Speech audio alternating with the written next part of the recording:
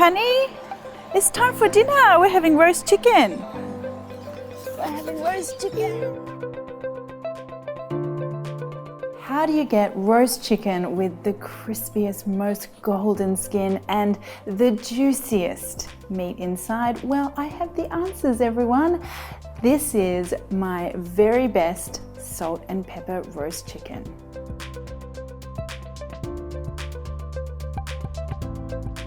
All right, so there are so many different ways to roast a chicken.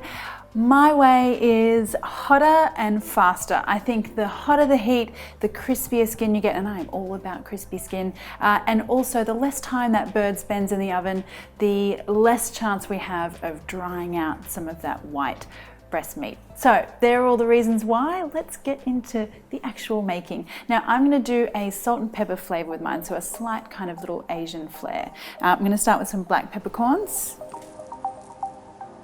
And I want some white peppercorns as well. So I like the mix here of the black and the white. I think you get a really nice, I don't know, kind of milder pepper flavor from the white, and then a kind of harsher, also more spicy kind of flavor from the black. There you go. And just grind those up.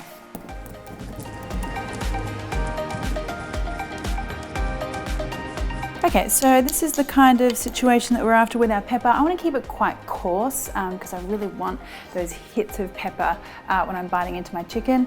And now I'm going to add some salt. Really good flaky sea salt here is what I love, but you know, you could use kosher salt as well. Okay, so we're not going to do anything super tricky or fancy here because quite frankly, we don't have to. There are a couple of things we do need to do though. One, we need to fill the cavity. So you always want to fill the cavity of your chicken so that you don't get too much hot air cooking the chicken from the inside out. That is when you're going to get dry chicken. So I just want a lime, or a lemon would be fine as well, or an onion even.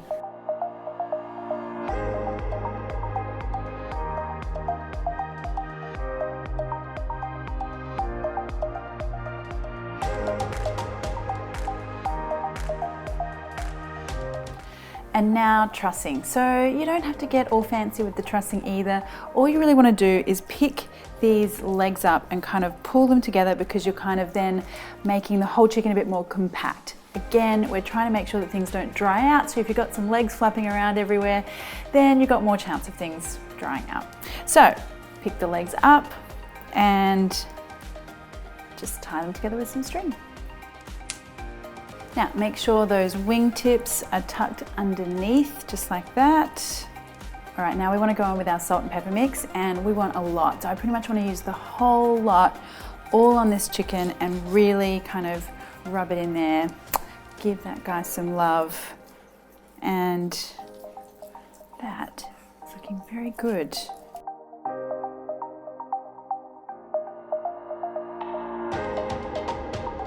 And now you want to go in with a much higher temp than you might normally think. So usually about 180 degrees Celsius is what is recommended in recipes. We're going to go in at 250, and that is 480 in Fahrenheit. So really hot. So at this temperature, your bird is going to need 20 minutes per 500 grams, and that should work out to be perfectly cooked. All right, so you guys know me by now. Of course, what am I gonna have with my chicken? It's gonna be a spicy dipping sauce. So we are going with a Thai style Nam Dim Dao sauce today. A really traditional, kind of funky, spicy sauce. So first up, we want some fish sauce. And now I want some tamarind. So tamarind is an ingredient that's really sour, and you can find it in like most Asian grocery stores or online these days. And some brown sugar. So we've got the fish sauce that's like salty, umami, a bit funky. You've got the sour tamarind, you've got the sweet brown sugar. Now we want to go in with some shallots. Okay, so this just needs to be roughly chopped.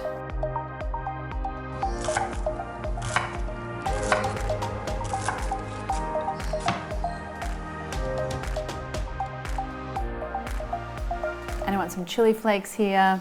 As much or as little as you like, but this sauce traditionally should be like fire, like it should be really hot. So I put a fair bit in, and some coriander as well.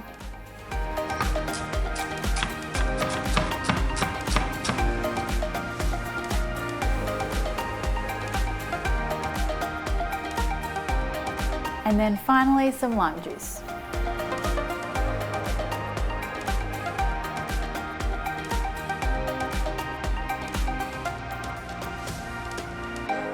And let me just see if this sauce is tasting good, because you always need to check the seasoning here.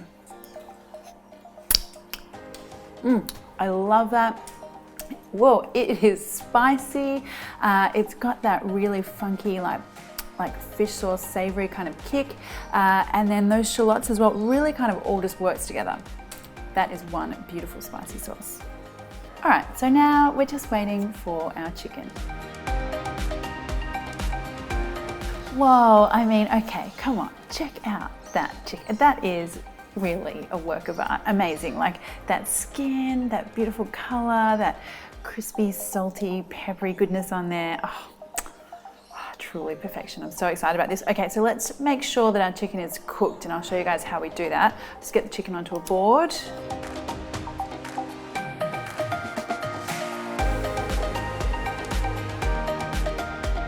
And then you just want to have a look inside this leg joint part here. Just cut that open and make sure all those juices in there are running clear. If they're pink, still not done, pop them back in the oven for a few more minutes. All right, so in an ideal world, you would let your chicken rest for about 10-20 minutes. I really need to get dinner on the table at this point in time, because as those of you with toddlers would know, that you kind of get to a witching hour point of the day where the screaming doesn't stop.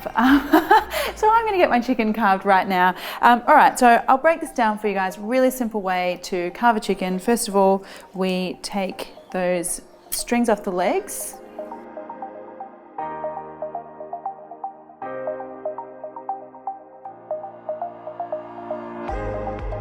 Okay, now legs first, cut through here.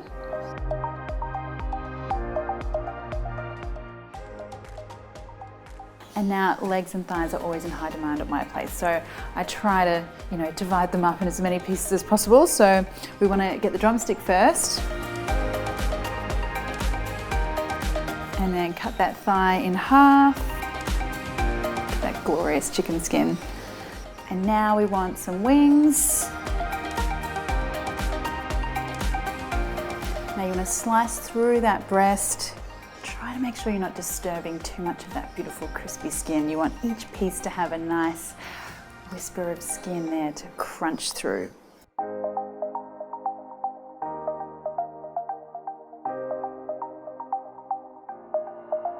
And then just slice that breast.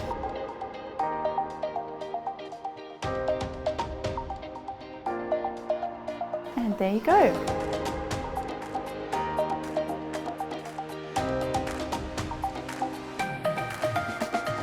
All right, quick word about what we've got left over after we've carved our chicken. One, you have a pan full of like schmaltzy, yummy, salty chicken fat. Do not waste that. You could make a pan sauce out of it, or I like to save it and kind of toss some potatoes in there next time I'm roasting and get them all chickeny and salty and yummy. So save that. And then we have the chicken carcass. Put that in the freezer and make yourself a chicken stock at a little later date. Roasted chicken carcass always makes for great stock. All right, but let's get to our roast chicken. All I need to do now is get my spicy sauce on the side. And there you go, guys. The very best roast chicken I know how to make, and I am super excited for you guys to try this one. But let me try this first so I can tell you all about it. Now, I know that you guys know that I'm a legs and thighs girl, so that would be cheating to try that. I am gonna try the breast and tell you how well we've done with the juiciness. Let's have a look. Okay, I'm telling you, chicken breast gets a bad rap. I promise you, if you do it just like this, it is insanely good. That is so juicy, it literally could be a piece of thigh. I mean, out of this world good, guys. So good. Let me get some spicy dipping sauce too.